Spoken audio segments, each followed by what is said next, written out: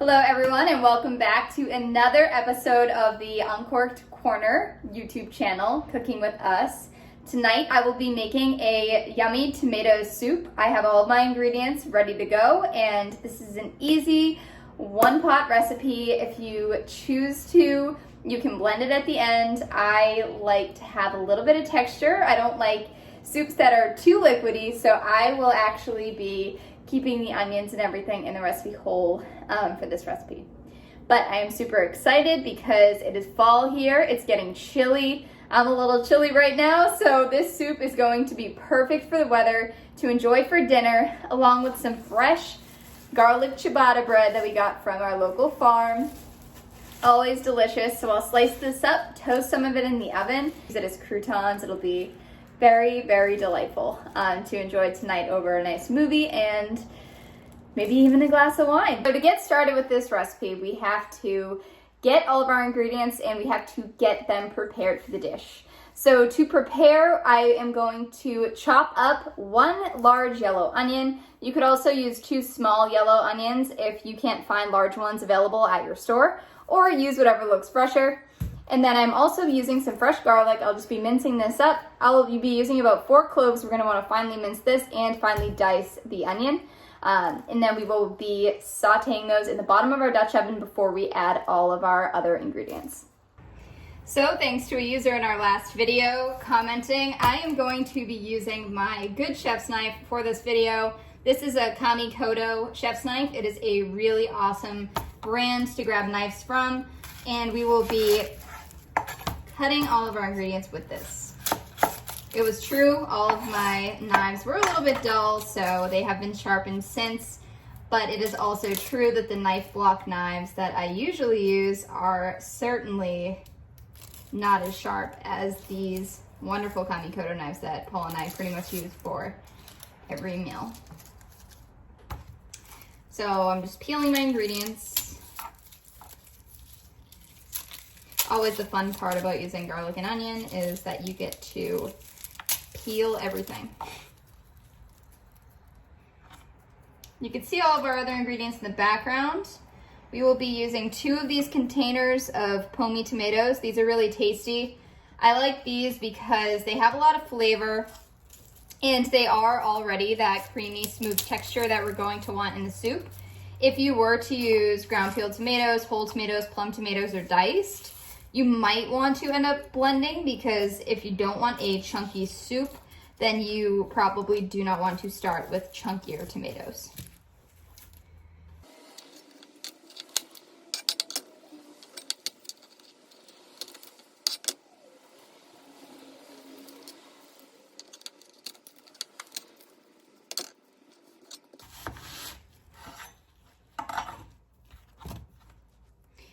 Okay, so we are chopped up. Just to clear my board, make it easier to work with, I'm going to throw all of our scraps away.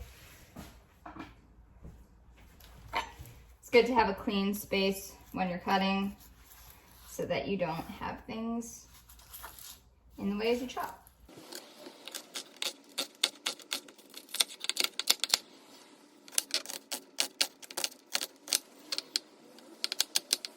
My eyes are watering already.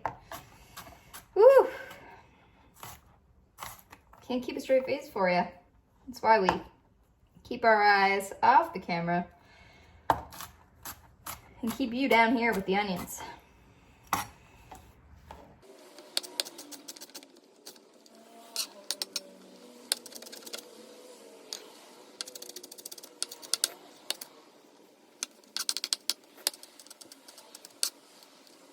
Now I'm just going to go in, I'm going to cut my garlic.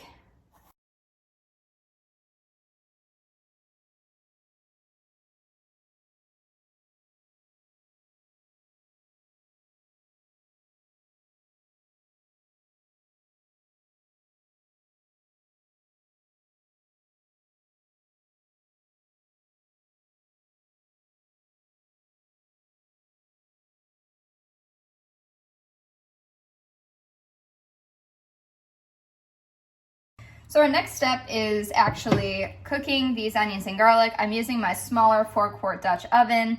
because I'm only making a pretty small soup for this dish.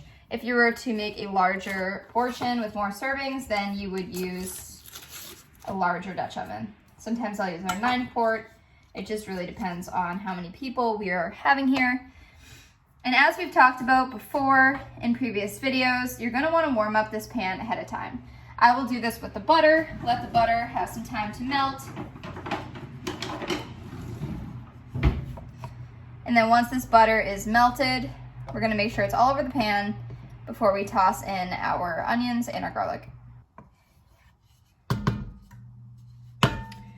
I'm also adding in about a tablespoon of olive oil.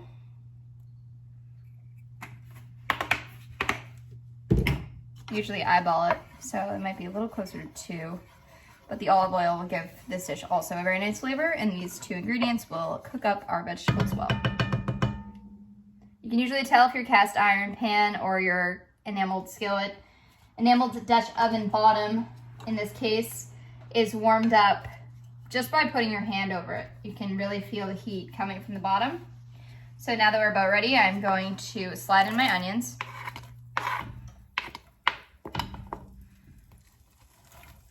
Starting with just the onions, because they take a little bit longer to cook than our garlic.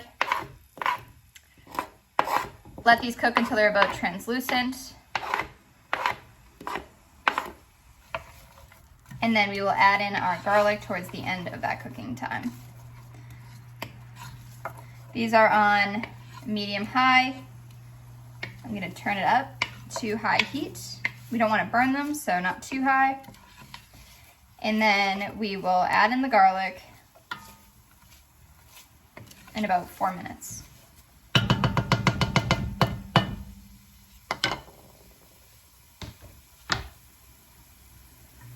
And so I'm going to turn this heat down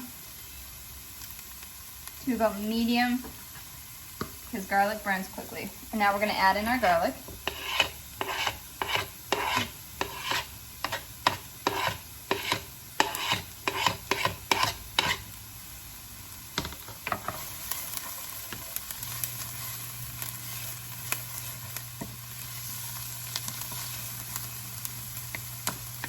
Let this cook for about a minute.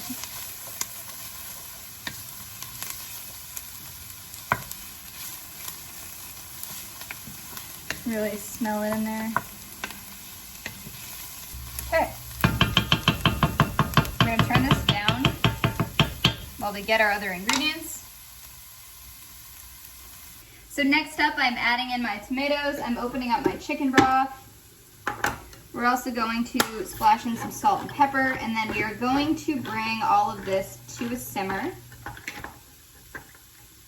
I was telling Paul, my husband, last night that I typically use our handheld can opener unless I'm opening multiple cans. If I'm opening multiple cans, we do have an automatic opener that I'll use.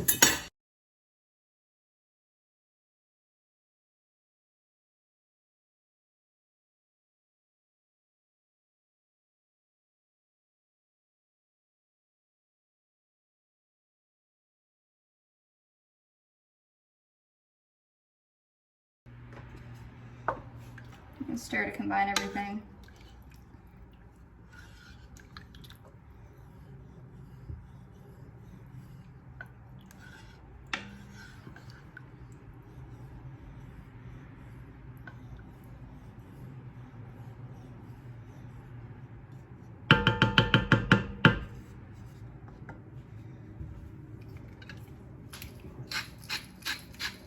I'm doing about 5 twists of the salt. And same with pepper. I'm also going to add in about a 1/4 teaspoon of crushed red pepper. It's really just a very small.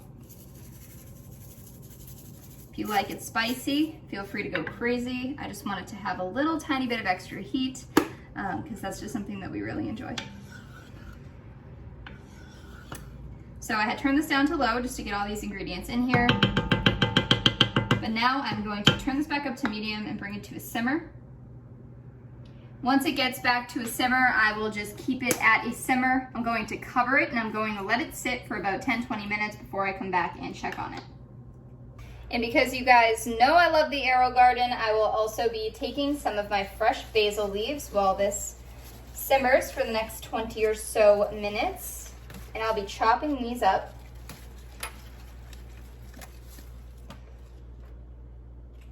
To about 6. And then I will be stirring these, as well as a teaspoon of sugar. Okay, so we are at our 20-minute mark. I'm going to stir this up. And then I'm adding in a teaspoon of sugar. I don't like soups or pizza sauces too sugary. A little bit of sugar can help with the flavor. And we all like a touch of sugar now and again. You could absolutely leave it out. You could absolutely add more, up to you. I'm also going to be adding in my fresh basil leaves that I just chopped.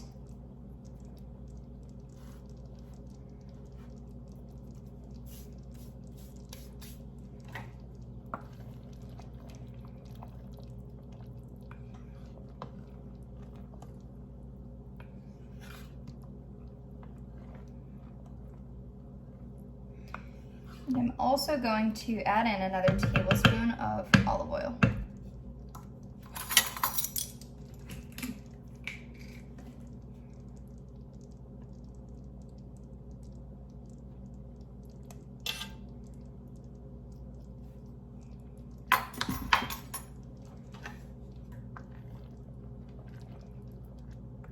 Now I'm going to keep this on a low simmer.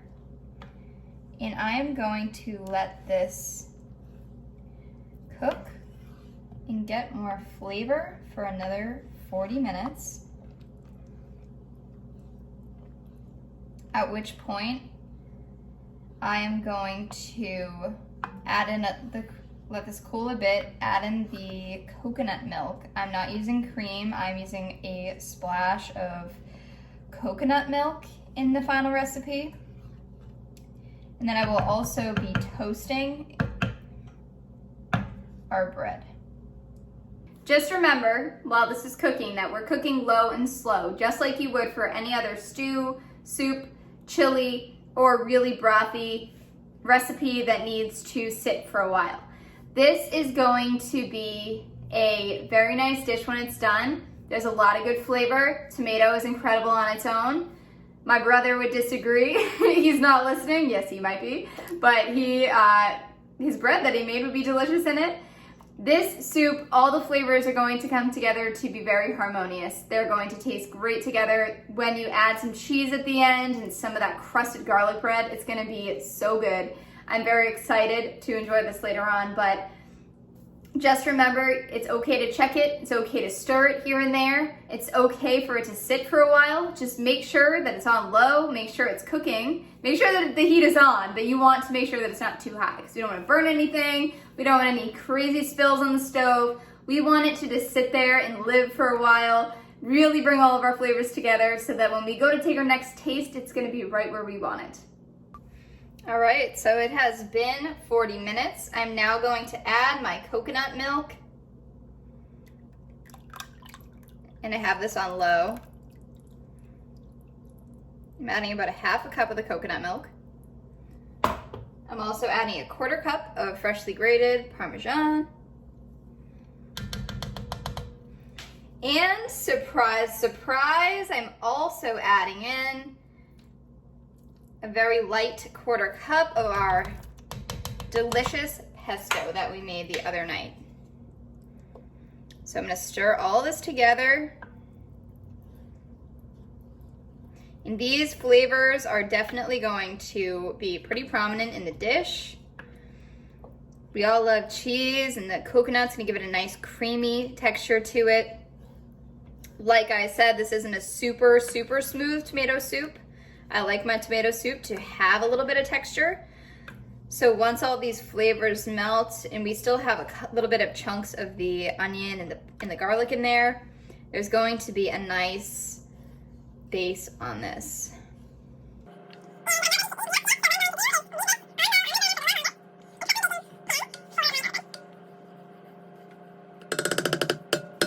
what I've done to prepare is lined a large baking dish with aluminum foil. I've turned the oven onto 100. I have sliced up my delicious garlic ciabatta with the King Arthur bread knife. Bread knives are so helpful. I should stop swinging it around like a sword, but we've already cut the ciabatta, so we're putting that down. My ciabatta is very fresh. Again, we got it at the farm earlier today. You can see the garlic cloves in there. It looks so yummy. So we're just gonna line these on the dish. So really simple. What I did for this was I softened some butter, about a quarter cup, and I added in 2 more minced cloves of garlic. This bread does already have garlic on it, so I didn't want to go overboard. I'm not going to use all those garlic cloves that I made, but I wanted to make sure I had enough. And now I am basically just taking a basting brush and I am painting it onto the bread. And then I will just put this straight in the oven and let it bake. I did also forget to mention that I am going to be sprinkling Parmesan cheese on the top of all of these because cheese, please, as I say in almost every video, I can never have enough of it. I am one of those people that will just keep adding cheese to their pasta and their pizza and everything else. I think it is so good, especially when you just bought it and it's still just so much flavor. So our bread is done, nice and crusty. And what we're gonna do, I know I've mentioned that you can dip it, but what I'm actually gonna do is cut these up into cubes, put them over here on my cookie dish. We're gonna cut them all up, and then we're gonna use them as croutons on top.